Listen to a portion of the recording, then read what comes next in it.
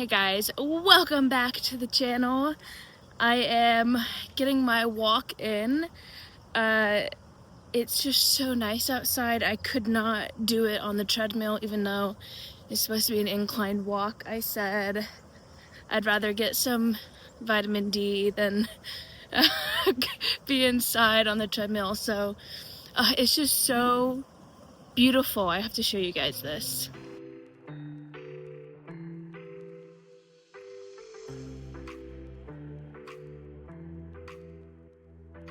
I really do enjoy where I live. I used to live in Florida, and as much as I miss Florida, I really do love the seasons. It's like 50 degrees, it's sunny, and I love it. But anyways, I'm hopping on here to share a little bit of hope with you guys. And I wanted to talk a little bit about why hope is so important, especially if you're dealing with chronic illness, and how that is really, I feel like, the biggest reason why people heal or don't heal is hope. But first I want to talk a little bit about the medical community. Not community, but Western medicine. So Western medicine is like a Debbie Downer, I guess you could say.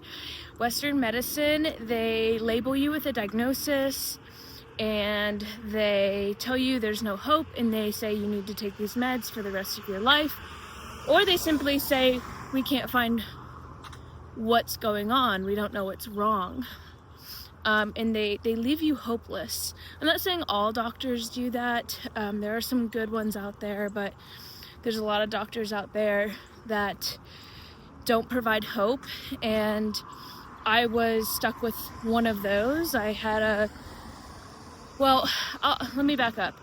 When I was sick, actually, I didn't have a primary care doctor.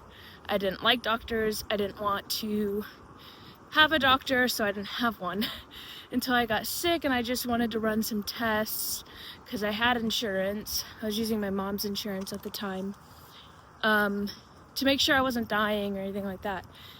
So he was just so dismissive and labeled me with anxiety, and it was very, very heartbreaking. And I did lose hope there for a while. I did lose hope, but I did cling on to one thing, and that was my faith in Jesus. And I'm sharing this because it's not cliche. And being a Christian doesn't mean that you're not going to suffer.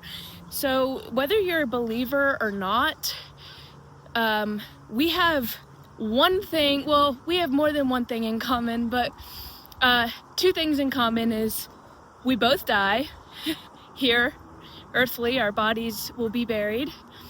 And two is that we suffer. Everyone suffers, whether you're a believer or you're not. And as a Christian, there's a lot of scripture of suffering and what suffering does and how it produces character, and it produces hope. And we have our mindset set on eternal things. And that is what really, really, really helped me. Man, my hair is, I'm so sorry about this. Let me fix it real quick. I don't think this is gonna fix it, but anyways,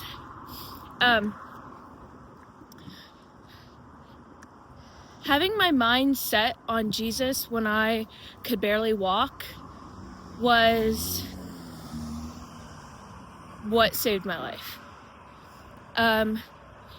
When I was so focused on my illness and so focused on my symptoms, that's when things became really bad, and I would lose hope. We all suffer, we all go through things, but it's whether or not you have hope. And that's really going to make or break somebody. My faith, and I may lose some people because of this, but I don't really care, because if I didn't have faith, I probably wouldn't be where I am. I knew whether or not I knew this is what I knew. I knew that my suffering was not for granted. Like, I shouldn't have taken it for granted. All of your trials should not be taken for granted. There's a great book by Elizabeth Elliot. It's called Suffering is Never for Nothing.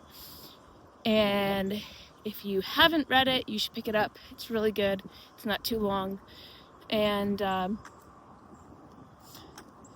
essentially, if we can start to look inward when we're suffering and see the big picture and not just focus on the pain and the grief and all of these, I guess you could say, negative emotions.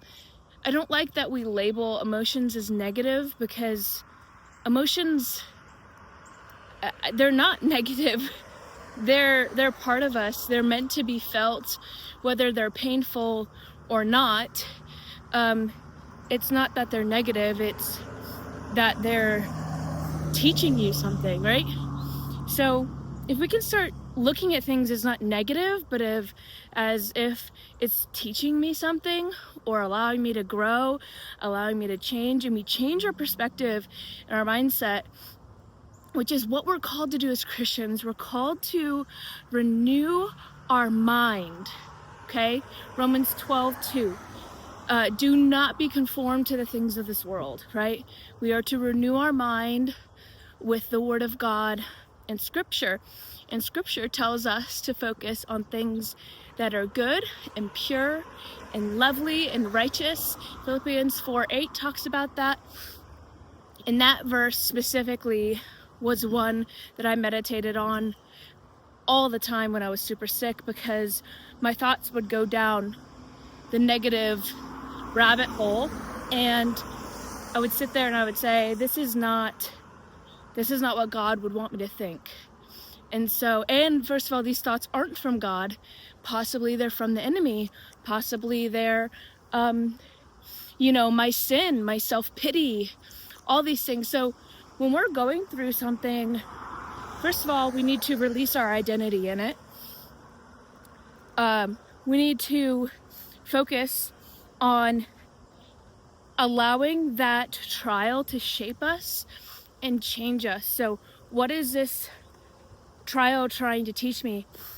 Being sick taught me so much more than being healthy. Like, being in the valley will teach you so much more than being on the mountaintop. The mountaintop, you can just enjoy the view, but the valley, you learn how to climb. All right? And so I learned patience and, or long suffering, as some scripture calls it. I learned how to say no to people and not feel guilty about it. I learned to build my relationship with the Lord in a more intimate way that wasn't just going to church and serving. I learned to eat better. I learned to move my body in ways that weren't detrimental, in a sense of, I hate myself, I want to look good. There wasn't vanity attached to me moving my body. There was a reverence for my body that the Lord has given me. There was so much that I learned through the trials, and if we can shift our focus from I'm suffering to what can I learn from this? How can I grow? You will make it through. Not only will you make it through, but you will be able to bring other people through. And that, my friends, is the most important, right?